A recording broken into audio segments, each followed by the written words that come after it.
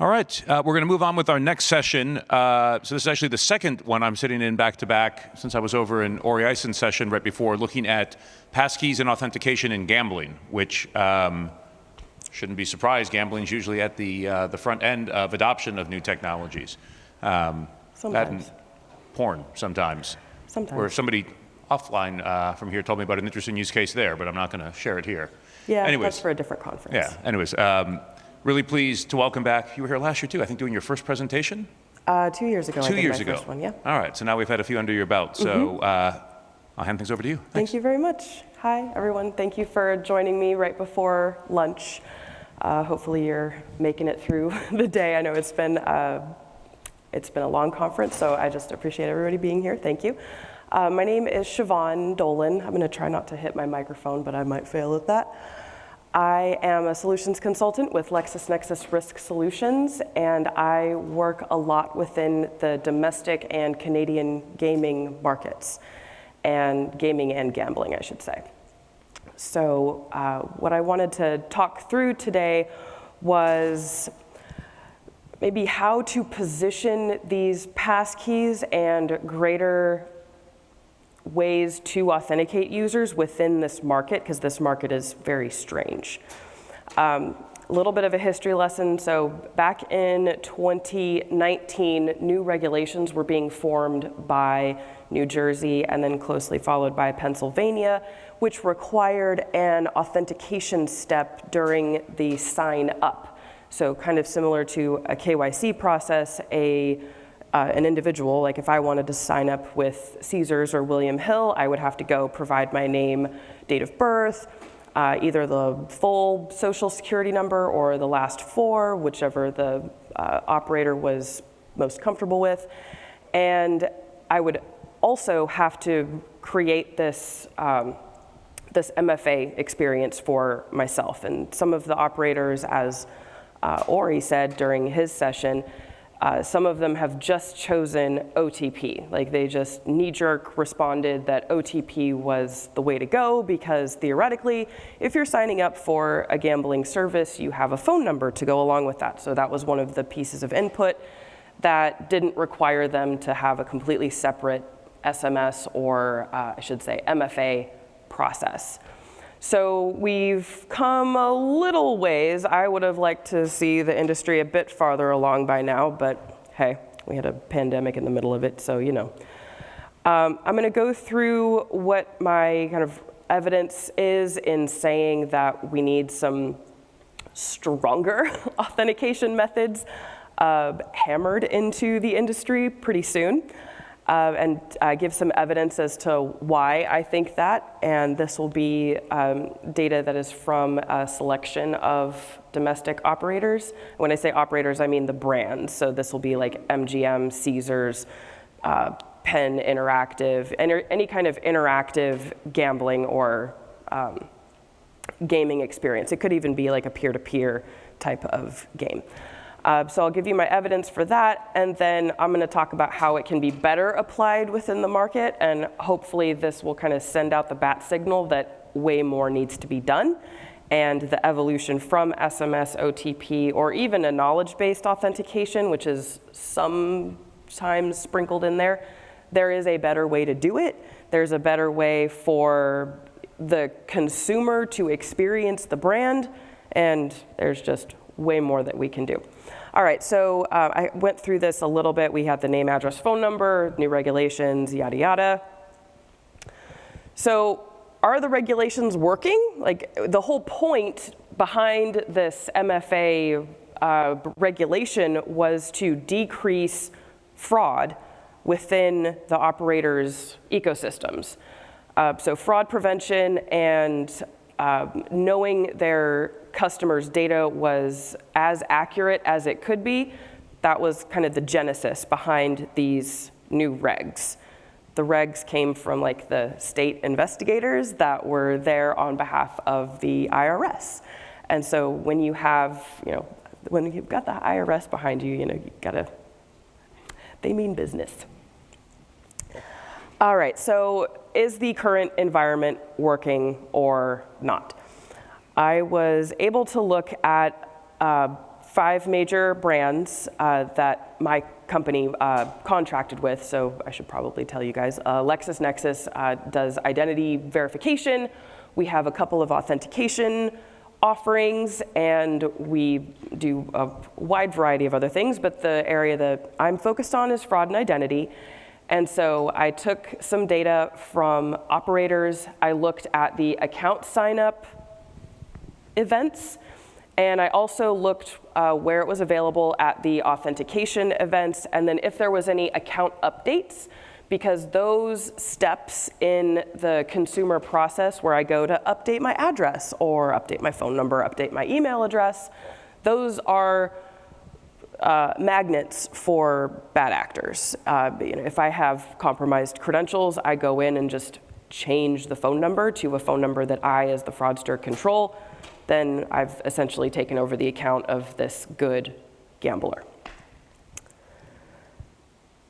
All right, so I wanted to differentiate between a native environment, or I should say a native experience, so anything that was native iOS or Android or some kind of React hybrid, versus a browser experience, whether that browser was on a desktop or a laptop or a mobile device.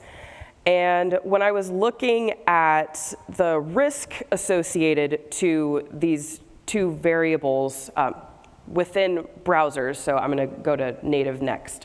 So with this was just like between the two browsers, mobile versus kind of stationary laptop kind of experience, or even a desktop.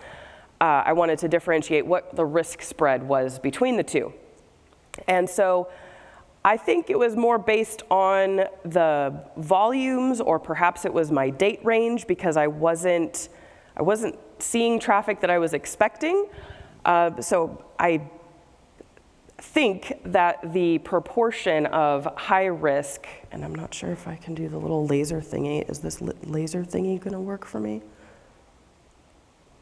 So here, okay, don't fall off the stage. So we have, and I don't know if you can really differentiate between these colors. Anyway, so we have our mobile browser experience here, and this is the high risk event. So high is first, right? Then you've got low risk, then you got neutral, then you got medium. And these thresholds are defined by policies that are created by the operators, but they're all pretty similar because they're going off of a regulated statement. So you can see that not only is traffic volume higher through a mobile browser, but the risk is substantial, right? In the process of building these apps within these operators, I noticed that a lot of them opted for a mobile browser or even like a web view experience. And I'd like you all, the industry at large, to kind of pay attention to what type of connection that end user is making when it comes to choosing what authentication method is best in that context. So if I'm coming from a native experience, if I'm just coming out of my iOS and my sign-up experience is made within that iOS framework, I'm probably going to be a more secure user versus if I opt to go through some kind of browser-based experience. So there's a few things that need to happen where the operators need to adopt more native development, where they can't just like skate by on a web view experience. And my argument there is you need to step away from web view and mobile browser because it's chock full of high risk, fraudulent, like obviously bad transactions. And we need to have a more secure interaction between the operator and the gamer. So even when a native experience was available within the data, there's a high weight, and I probably should have taken out the neutral and the trusted, but hey, it's there for reference.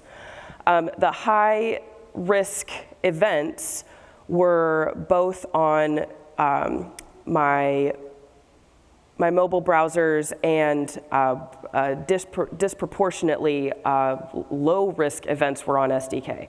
I have a theory about that, and it has to do with the policies setting those thresholds.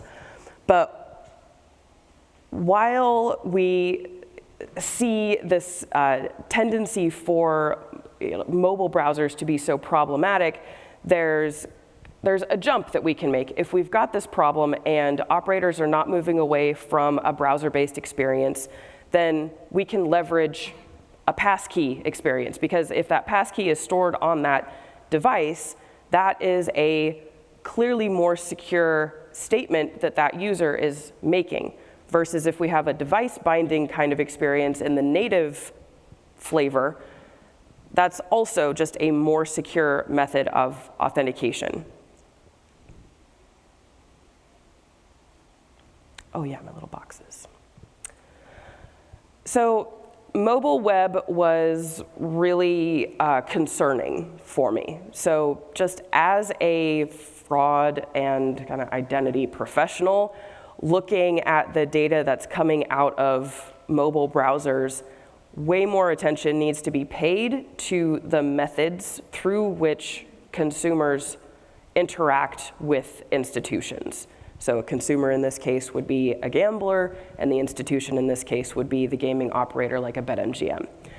And there needs to be much deeper security. Like, the problem before was quite large, and it has shrunk, but I would say that the problem has really changed.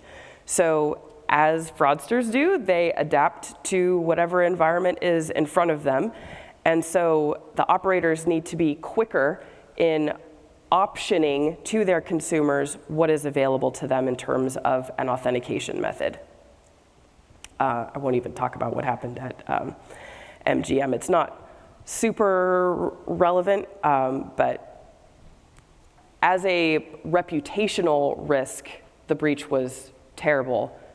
So I posit that if the operators had these enhanced security measures for authentication for their users, even though the breach came in from the business side, if it were to come from the consumer side, having these additional security enhancements would be an overall benefit not only for the consumers and the business's bottom line, but also to the reputation of that entity within the marketplace. So I would like to just kind of sit over here and wave my little flag of like, hey, somebody needs to be looking at this. Smarter people than me can look at this problem of the mobile web browser and its relationship with strong authentication methods. And I don't know, hopefully somebody can crack this nut and help me out and go speak with the operators at G2E next year, maybe, and tell them that authentication needs to be much stronger than it is, and we need to continue to watch this space because the lane is still open for fraudsters to get in through the SMS phishing that we're familiar with today and the other weaknesses that go with kind of 1.0 authentication methods. Thanks. That was great. We've got time for questions. I will start with one online, which was, could you get into a little bit more detail about what the risks are in different environments? Yeah, the risks within the different environments between a desktop mobile browser and a native, I would assume that that's what the intention was? I think so, yeah. Okay, so I would love to get into more details, but I probably need my notes and my spreadsheets in front of me to remember. I'm also dealing with a head cold, so remembering all of the specific risk factors might be difficult. But when we're looking at a mobile browser, mobile browsers are easy to spoof. I can get through the location detections, I can get through my device identity, so I can copy my cookies, I can replay a session, I can infiltrate a user agent and get somebody else's user agent string and try to attack that account from a user session point of view. But there's also the risk of identity theft and synthetic identity. Synthetic identities is where you have pieces of real identities, such as your name, my address, your date of birth, and your social security number, or it could be any combination of real data that might exist and is verifiable to be existent or true, but it isn't representative of a real person. I would say that that is the primary risk that we see a lot, especially recently, would be the synthetic identity attacks and the account takeover. Got it. Questions from the audience? I have one more, and you may have said this already. I may have missed it. I'm happy to repeat monitoring myself. For. We have a new question that popped up. Do you know how much traffic average gambling sites get through mobile versus SDK versus desktop? I don't. So the traffic would be tough to look at because the traffic, I would assume, would include not just the signups and the logins, but also the betting activity.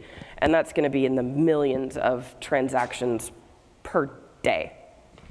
Got it. And then this was maybe more of a comment, but I'll try to phrase it in the form of a question. That's fine. Do Jeopardy here, which is fraud in the form of taking over a good gambler's account seems to be the biggest issue at hand, but there's also concerns around things like underage gambling, people betting from beyond state lines. Mm-hmm. How do some of those start to play into these issues? Yeah, so the age verification is an interesting one. Going across state lines is not quite as big of a problem as it was in the past due to some GPS and other location services being mandated within those gaming contexts. But still, within a mobile browser and even a desktop browser, I can spoof my location. I can probably spoof my location pretty easily on Android, too. It's a little bit more difficult on iOS, but what was the first part? They were just talking about hijacking an account for purposes relative to other types of fraud. Yeah, hijacking an account is obviously a huge risk, but the bigger kind of unseen risk is that of the IRS statements. When the IRS comes to collect on somebody's social security number, the IRS doesn't care whether your identity was used in a synthetic account signup. And so it's really fearing these people that don't exist. That is a big problem. So the validity of the identity and the person, the flesh bag that is behind the attempt, that is the crux of the problem. Because if I'm a fraudster, I can just dream up a farm of synthetic identities. And if there aren't proper controls with attaching an authentication method to a consumer's account, there's opportunity that is being taken advantage of by fraudsters. Did I answer that question? I think so. It wasn't my question, but yeah, I was making a question. I had one more question, which is, you mentioned the states have regulations on this. Yeah, and only some of them do. Not all the states Yeah. have the same regulations, so that's a problem. Right. So I'm pretty familiar with ones around ID proofing, around age verification. We're seeing a lot of age verification laws in U.S. states right now, focusing on both social media and porn, but I assume gambling probably gets triggered as well. It's all of the vices, and so it'll be smoking or vaping, with the Juul things. I don't have one. I don't use it. Nobody would judge. My husband uses my own, whatever. But the whole age verification thing is a pretty tough nut to crack because obviously, I've got kids. My kids are smart. They're smarter than me, and they're very wily.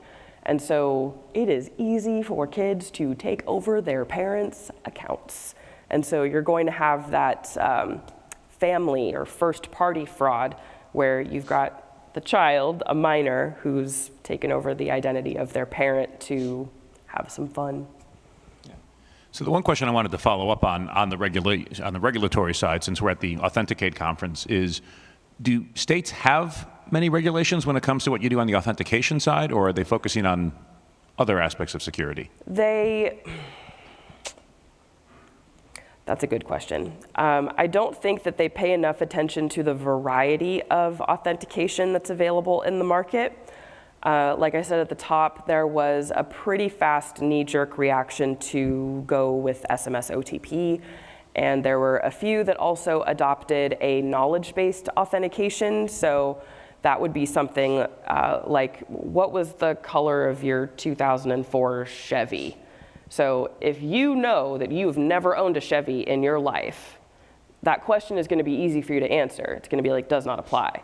But if I'm a fraudster, I might guess. Like, I might say white, or I might look at the most popular color. Like, just let me Google that real quick. Like, what was the most popular sold color of 2004 Chevy, whatever the model is, you know, in this age range? Like, that information isn't difficult to obtain.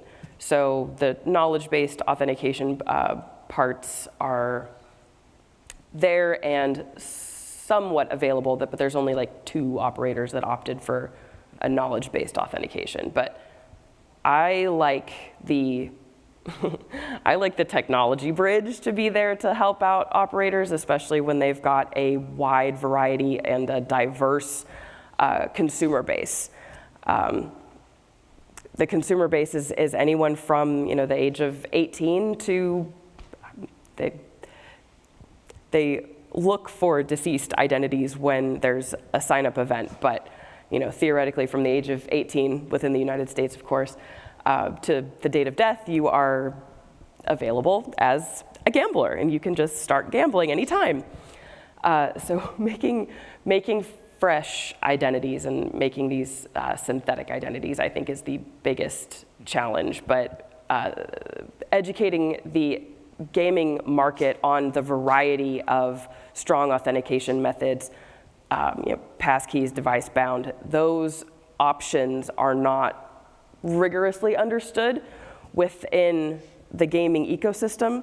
And so one of my silly dreams is to kind of unite the Authenticate conference with either the global gaming conference that happens, which is at the top of October, or there's another conference that focuses just on the American regulatory group. So informing the regulators is going to help prop the business case to the business and the operators much more. So informing the regulators and the operators appropriately, because the regulators are going to care about one thing and the operators are going to care about user signups and conversion. Like, that's the most important metric that they have.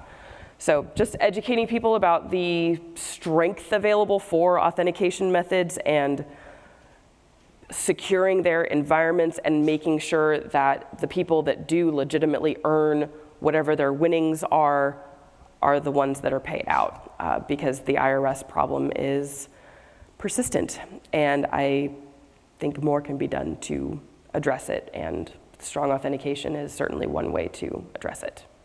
We got one question in back. Oh. And we got one more minute, so hopefully it'll be okay to ask this. You talked about things like underage. You talked about the location of where a gambler is. What about problem gamblers? Those who have identified, and so they're managed or expected to be managed when they're on site. But what does that mean in this world? That is an excellent question. So the problem of responsible gaming is another tough nut to crack. Understanding what the pattern looks like with problem gamblers is kind of problem number one. You got to identify what kind of pattern goes along with problem gambling.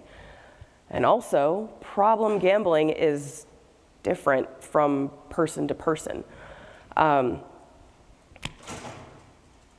I think when it comes to the age verification, if I have a population of 18-year-olds and they are betting at a rate that is above what I would estimate their potential earnings to be, looking at patterns like that, that would be trigger number one. So segmenting data by age, activity, meaning the frequency of their bets, and then maybe the difference between net loss and net gain. Like, that's where I would start looking. I don't have access to all of that data, so I can't really study it really. But responsible gaming is a huge topic, and it's got room to be explored more. All right. Did I answer think your we're question? Yeah. Okay, thank you. I think we are at time. Siobhan, thanks for Great. coming back. Great Thank to see you. Great It for a was great great to be discussion. here. Thank We'll take you, a 5-minute everyone. break and come back. Thanks, everybody.